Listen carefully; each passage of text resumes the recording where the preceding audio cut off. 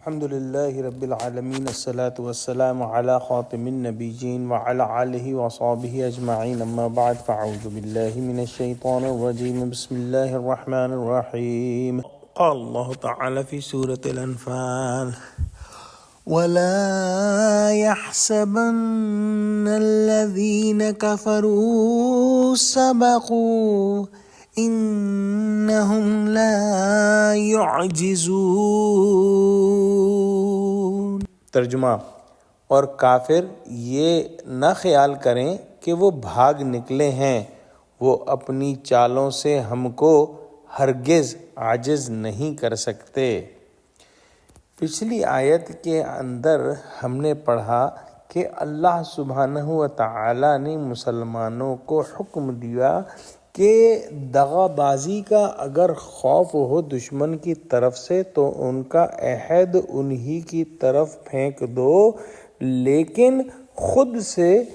دغا بازی نہ کرو، کیونکہ اللہ سبحانہ و تعالی جو ہے وہ دغا بازوں کو دوست نہیں رکھتا۔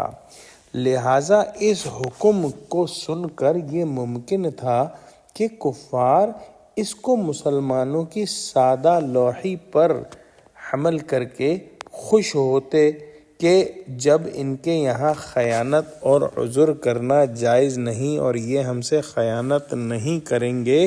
تو ہم کو یہ خبردار اور بیدار کریں گے اور اس کے بعد ہم کو پورا موقع ملے گا کہ اپنا بچاؤ کریں اور مسلمانوں کے خلاف تیاری کرنے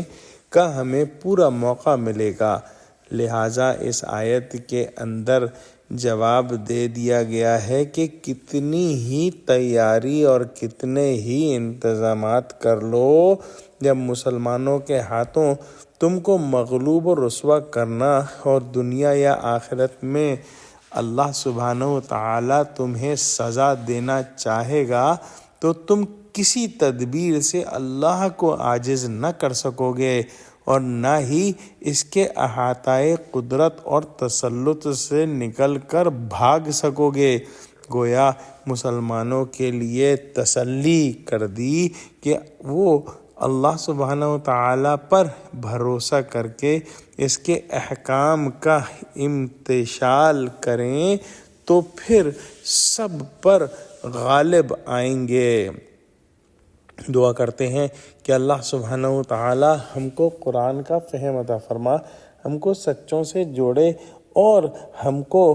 کفار پر غلبہ نصیب فرما، آمین۔ وآخر دعوانا الحمد للہ رب العالمین، والسلام علیکم ورحمۃ اللہ وبرکاتہ۔